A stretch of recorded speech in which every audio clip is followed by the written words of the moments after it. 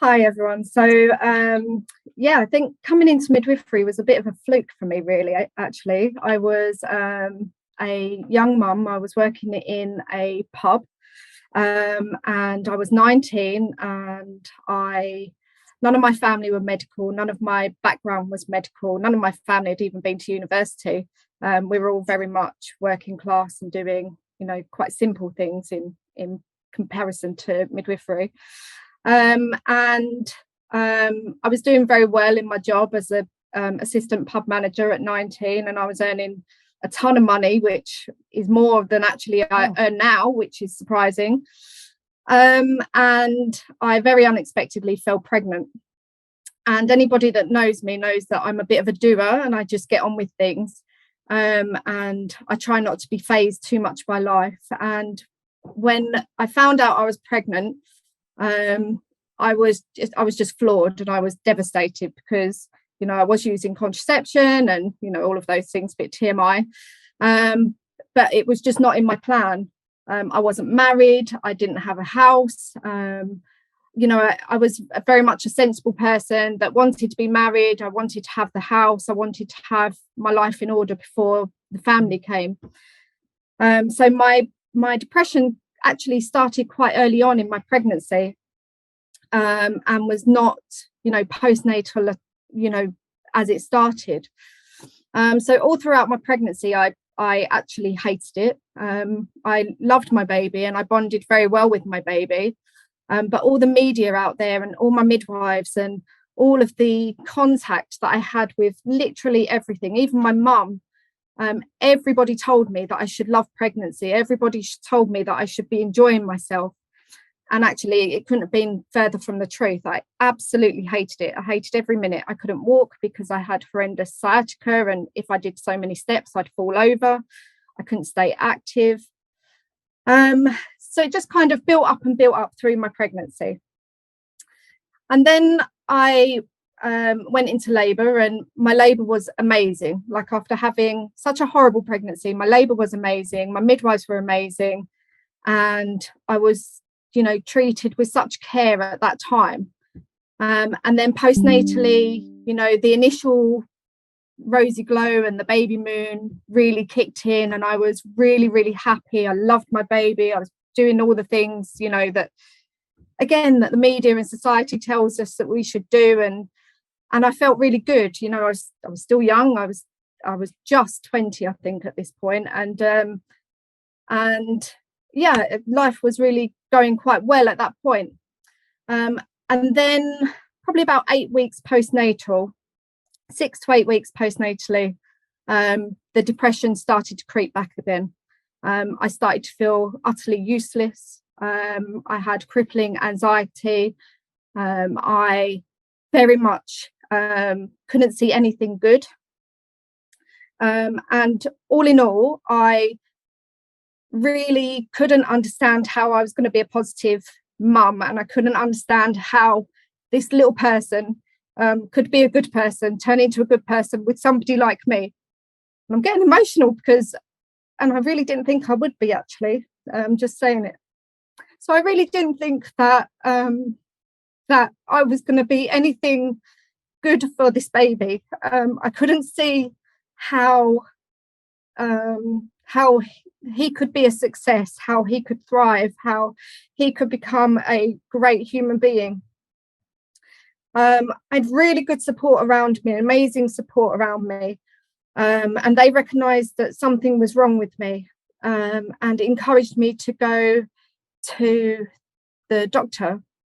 So I went to my doctor, and they were useless.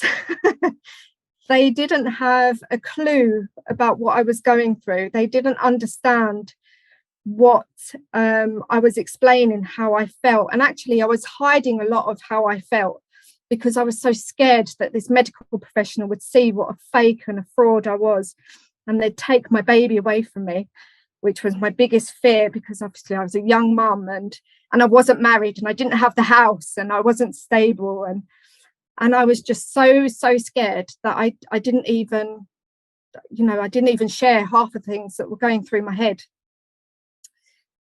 And my family still picked up on it. The doctor put me on antidepressants, which I started taking, but they weren't really any use, if I'm honest. They didn't really help me. They didn't make me feel any better. In fact, they made me feel worse because I felt sleepy, and I couldn't manage the things, the basic cares of the baby with the basic cares of myself, let alone myself. I didn't want to shower. I didn't want to do any of those things. And my family kicked in again, my support system. My husband, bless him, we're not married, but I call him my husband. He has been my absolute rock. He was previously, in a previous life before I met him, he was a drug and alcohol abuse counsellor. So he gave me some tips and some things that I could do to kind of acknowledge what I was going through and help me through it. And through just giving me those really simple tips. One of them that I remember, I only remember, I think maybe this one, was to write a diary each day, just a few words, and to rate my day from 1 to 10 on how good or bad it was. And then, so that when the next day came, if I could see I was having a good day, that when I was in that dark moment, I would come through it. And some days it would be quite light, and other days it would just be black scratches through that paper, like literally tearing through the paper. So it was an absolutely horrendous time.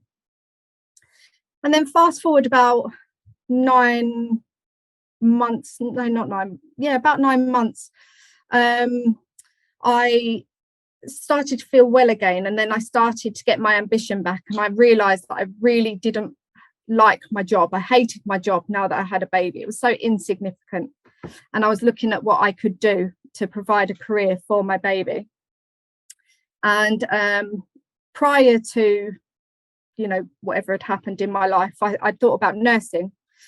So I went to look at nursing, and I couldn't gel with it. I didn't understand why I didn't like it, and I couldn't gel with it. My main thing was I didn't want to look after old people, because my mum was a home help, and I used to go with her while she was home help for 20 years, and I'd had real good insight into that side of it, and I just didn't want to do it.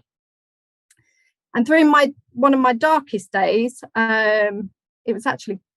this was actually before the 9 months mark, actually.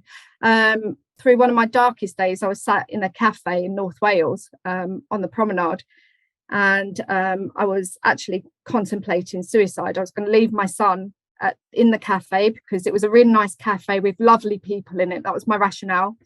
And I was going to just walk out into the sea and not come back. And I got talking to a man who I'd never met before, and probably overshared with him too, like I have with you guys tonight. And I told him about all my woes, and he told me, well, what do you want to do with life? And I said I should do my nursing training because I need to provide for my baby. And he said to me, well, what does nursing mean to you? And I told him, and he said to me, you're not a nurse, you're a midwife. And this man actually was a retired anaesthetic consultant. And he told me really, really straight, you're not a nurse, you're a midwife.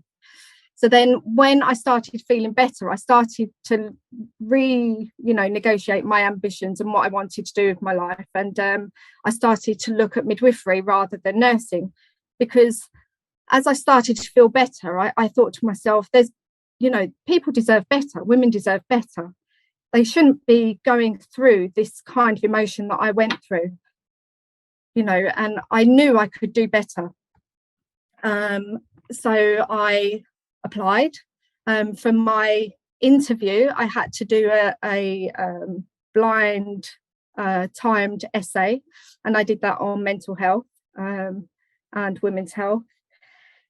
And I was successful. And then during my training, I was really lucky. I was supported so much by my midwifery mentors and by my family and those around me. And I had a little bit of a blip again in my second year, which I don't know if that was the midwifery training second year blip, or whether that was just me. My mental health was still playing around a little bit. I still wasn't 100% stable. but I had a little blip and I came through that. I also had some very significant things going on in my life at the time, so it's not really any surprise that happened. And then I had a moment where I thought to myself, oh my God, I can't do this. How can I ever be a midwife? You know, I'm supposed to be an advocate for women and their families, and yet I can't even advocate for myself.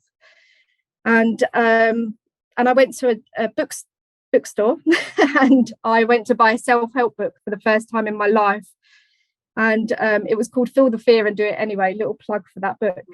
And I opened the book when I got home, and it just had one sentence in the blurb at the beginning of the book, which said, life without fear is boring, feel the fear and do it anyway. And I've kind of lived my midwifery career with just that one sentence. You know, life without fear is boring, so feel fear and do it anyway.